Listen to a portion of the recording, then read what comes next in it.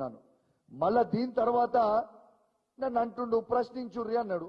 Yes, నేను ప్రశ్నించిన. నాకు ప్రశ్నించమని చెప్పిన ఆదర్శం ఎవరు? రేవంత్ రెడ్డి గారు కదా. రేవంత్ రెడ్డి గారే చెప్పారు కదా, ఎవడైతే పార్టీ మారినో వాళ్ళని లేచి ప్రశ్నించాలి, వాళ్ళని రాళ్లతో కొట్టి చంపాలి అని చెప్పింది ఎవరు? ఇది రేవంత్ రెడ్డి గారు కాదా? ఒక్కసారి వినురి, అదొక్కసారి ప్లే చేయమ్మా. థర్డ్ వీడియో రేవంత్ రెడ్డి గారు. కాంగ్రెస్ పార్టీ బీ ఫామ్ మీద గెలిచి రాజీనామా చేయకుండా పార్టీ ఫిరాయించిన వాళ్ళను రాళ్లలో ఊర్లలోకి వస్తే రాళ్లతో కొట్టండి అని చెప్పి నేను కాంగ్రెస్ పార్టీ కార్యకర్తలకు విజ్ఞప్తి చేస్తున్నా. రేపు భవిష్యత్తులో ఎవరైనా పార్టీ ఫిరాయించి వాళ్లను రాళ్లతో కొట్టించే బాధ్యత నేను తీసుకుంటా. వాళ్లను రాళ్లతో కొట్టించే బాధ్యత నేను తీసుకుంటా. చూసిరు కదా, ఇక నన్ను లేచి నువ్వు ఎందుకు ప్రశ్నించినావు, నువ్వు ప్రశ్నించినావు, నువ్వు అడిగినావు, నేను కేసు పెడతా గుర్తు. అరే నువ్వే చెప్పినావు కదనే.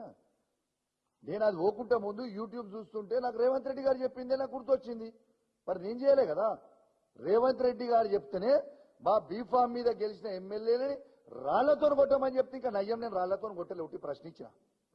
రేపు మా ఊర్లలో పోయినాక బరాబర్ రాళ్లతో కొడతాం మా బీఆర్ఎస్ పార్టీ కార్యకర్తలు. ఎందుకు ఊకుంటాం భయ్? ఊకుంటామా?